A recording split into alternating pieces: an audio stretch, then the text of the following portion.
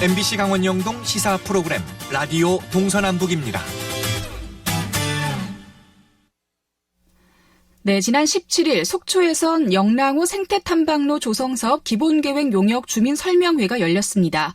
영랑호는 많은 이야깃거리와 역사, 우수한 관광 상품성을 가지고 있지만 이를 활용하지 못하고 관광객보다는 지역 주민들의 운동이나 산책 코스로 이용되고 있어 이를 개선하기 위해 영랑호 생태탐방로 사업을 계획한 거라고 하는데요. 영랑호를 가로지르는 목교와 호수 주변 데크로드 등의 설치가 포함돼 있어 논란이 되고 있습니다. 호수 주변 지역 주민들은 관광객이 늘어날 거라며 대부분 찬성 의견을 제시했고요. 환경운동연합 등 환경단체에선 철새 도래지 생태계가 파괴되고 석호를 살리려는 계획이 없다며 반대를 하고 있습니다. 영랑호 생태탐방로 조성사업 어떻게 해야 할지 오늘 속초 고성양양 환경운동연합 김한나 사무국장과 이야기 나눕니다. 안녕하십니까? 네, 안녕하십니까? 네, 영랑호 생태탐방로 조성사업 일단 속초시에서 왜 이런 계획을 세웠는지 설명을 부탁드리겠습니다. 네, 저도 잘 모르겠습니다. 아, 네. 사실 김철수 시장 후보자 때 공약을 내걸진 않았지만 네. 이미 영랑호에 목조를 설치할 생각을 가지고 있었던 걸로 알고 있어요. 그런데 시장 취임 이후에 장사 영랑 북부권의 활성화를 위해 개발하겠다고 언론이나 SNS를 통해 그 뜻을 꾸준히 비췄죠. 네, 시장님은 지금 영랑호가 너무 길어서 걷기가 힘들다는 시민 의견에 편의 제공과 영랑호 풍광을 조망할 수 있는 관광 상품 개발이 필요하다라는 판단에 따라서 목표 설치를 추진한다는 건데요. 즉 빨리 가는 관광 상품인 거죠. 네. 어느 인터뷰에서 일부 환경단체의 반대가 있더라도 개발을 하겠다라고 밝히셨던데 이번 설명회에선 그나마 시민들의 반대가 크면 진행하지 않겠다고 하시니 좀 저희에겐 다행이라고 해야 할 것 같습니다. 네.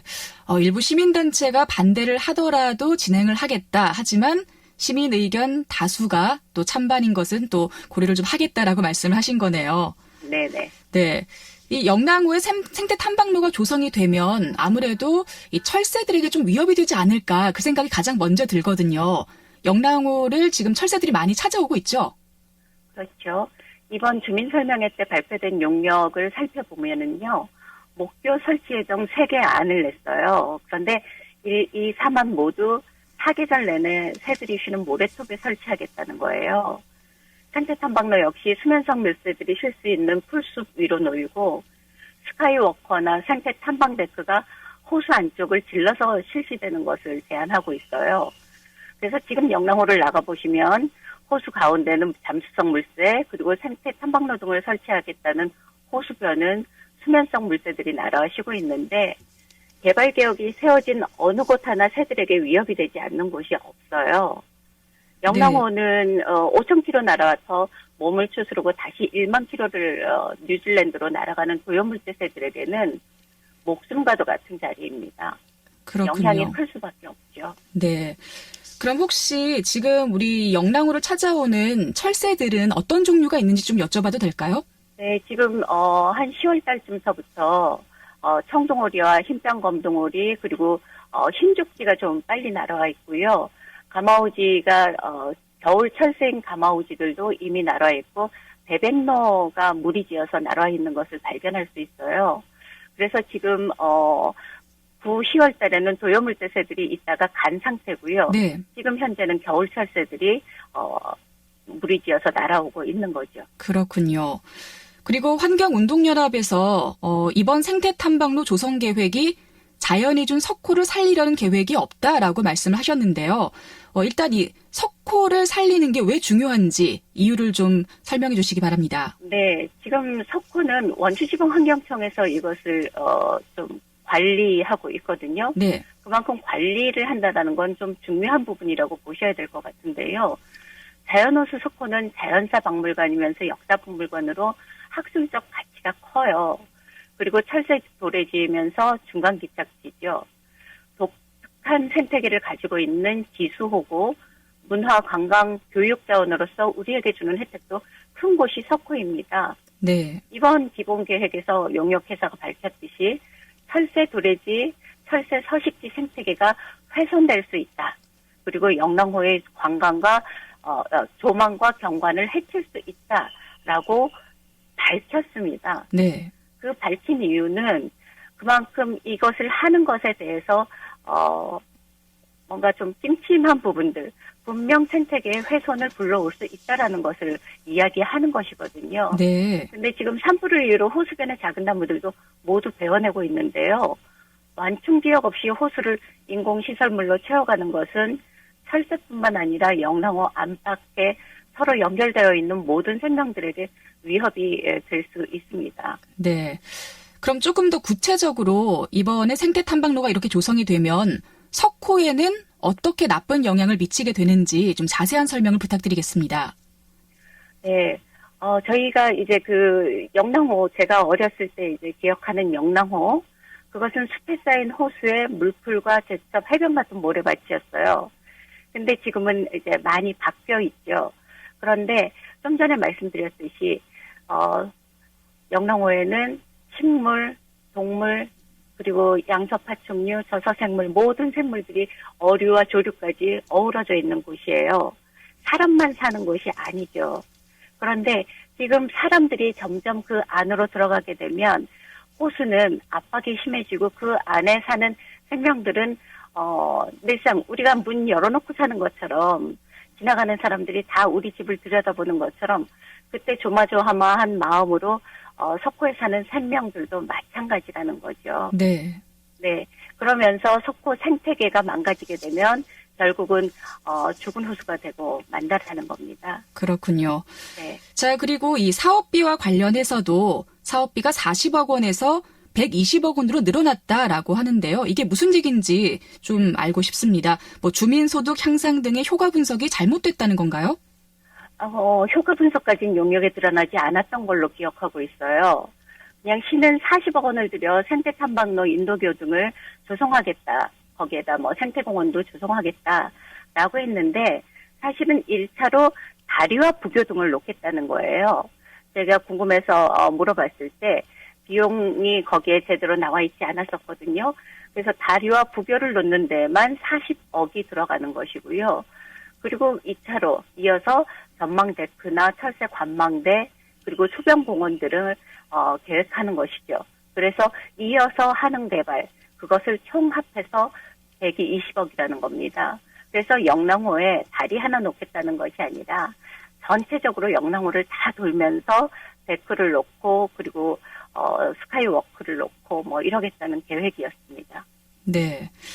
그런데 지금 지역 주민들의 의견도 무시할 수가 없잖아요. 지역 주민들은 대부분 뭐 찬성 의견을 제시했다라고 들리고 있는데요.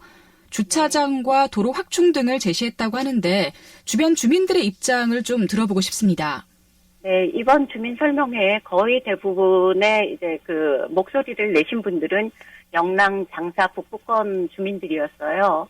그분들은 그 지역의 활성화를 위해 뭐든 해야 하는 게 아니냐라는 것이었고 쉽게 접근하기 위해서 여러 곳에 주차장을 설치하면 좋겠다든지 뭐 끄는 배를 만들면 좋겠다 다리보다는 뭐 이런 식의 좀 더 구체적인 주문들이 있었습니다. 그러나 이제 심지어는 인간이 철새 몇 마리보다 못하냐, 사람이 살고 봐야 되지 않냐라는 과격한 발언도 이제 나왔었는데요. 네. 북부 주민권들의 이야기에 반해 일반 시민들의 이야기를 다 담아내지는 못했고요. 시간이 좀 짧았어요. 그랬고 일부 시민들은 그 자리에 있는 것이 정말 화가 나고 소름이 끼칠 정도였다. 영랑호를 어떻게 저렇게 돈벌이로만 보고 있냐라는 의견들을 나와서 이야기들을 좀 하신 부분이 있습니다. 그래서 전 시가 영랑호 다리가 아닌 다른 방식의 북부권 활성화를 좀 고민해봐야 되지 않겠냐라고 봅니다. 그렇군요. 사실 이제 그 영랑호와 관계된 어렸을 적 뭐 여러 가지 추억들이 있는 분들도 많기 때문에 이 영랑호를 두고 쉽게 개발하자라고도 말을 할 수 없는 것 같기도 해요. 그런데 지금도 영랑호가 자연 그대로의 모습은 아니잖아요. 이미 주변에 리조트도 있고요. 뭐 화랑도 체험 관광지도 있고 여러 가지 시설이 들어서 있는데요. 혹시 영랑호가 이미 자연 그대로가 아닌데 이걸 왜 꼭 그대로 보존을 해야 하냐라는 의견을 가지신 분들도 계실 것 같아요. 영랑호의 환경이 꼭 보존해야 할 만큼 중요한 것인지 좀 설명을 부탁드리겠습니다. 네. 10년이면 광산도 변한다고 옛말이 있었어요. 그런데 지금은 정말, 일주일만 시내를 안 나가봐도, 일주일만 어디를 안 가봐도, 이렇게, 변해져 있는 모습에 깜짝깜짝 놀라곤 해요. 영랑의 모습도 마찬가지인데요. 아까 제가 어렸을 때 기억하는 모습, 영랑은 숲에 둘러싸인 호수에 물풀과 제첩, 해변 같은 모래톱이 있었다고 그랬잖아요. 네. 그런데 그 이후에 영랑호는 낚시터가 되고 골프장이 들어서고 콘도가 들어서고 그러죠. 그리고 주변에서 흘러드는 오페스로 영랑호는 썩어갔어요. 그런데 1999년대부터 시가 수백억을 들여서 준설을 하고 그리고 호안을 정비한 후 지금의 모습을 갖추게 되었거든요. 주변에 시설물들이 들어서 있지만 100년 전의 지도를 이렇게 보면 영랑호 수위의 모습은 크게 달라지지 않았어요. 면적이 좀 줄어들기는 했지만 크게 달라진 모습은 아니거든요. 제가 얼마 전에 그런 소식을 들었는데 매년 여름 미국 시카고에서 열리는 대형 음악 페스티벌이 멸종위기 조류로 인해 올해 취소되었다는 소식이에요. 네. 그러니까 이유가 멸종위기 종으로 지정된 조류 파이팅 플로버가 행사 장소인 몬트로스 해변에 둥지를 틀었기 때문이라 그러는데요. 우리는 언제쯤 이런 생각을 가지게 될까 굉장히 부러웠던 기억이 있거든요. 영랑호는 그런 곳입니다. 우리나라 미기록종인 버클헤드가 발견된 곳이고요. 그리고 호수 곳곳에 천년기념물과 멸종위기종이 찾아와서 쉬어가는 곳이에요. 수달이 장천천을 따라서 내려오고 요즘 밤마다 수리부엉이가 그 울음으로 존재를 드러내고 우리는 그걸 기록하기도 합니다. 그리고 시민들과 관광객들에게는 힐링의 장소이기도 하죠. 이것만으로도 영랑호는 보존할 이유가 충분하지 않을까요? 네, 그렇군요. 자, 오늘 저희 마지막 질문을 좀 드리겠습니다. 영랑으로 찾아오는 철새들 또 아름다운 석호의 환경을 지키기 위해서 우리가 어떻게 해야 할지 들어보고 싶은데요. 그리고 영랑과 관련한 환경운동연합의 계획도 설명을 좀 해주시죠. 네, 인간은 생태계를 우점하고 관리하는 위치에 서 있죠. 우리의 행동은 생물뿐 아니라 비생물에까지 영향을 미쳐요.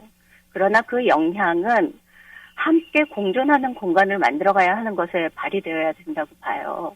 그냥 우리가 잘 살기 위해서뿐만이 아니라 우리와 함께 사는 생태계도 같이 생각을 해야 된다는 거죠.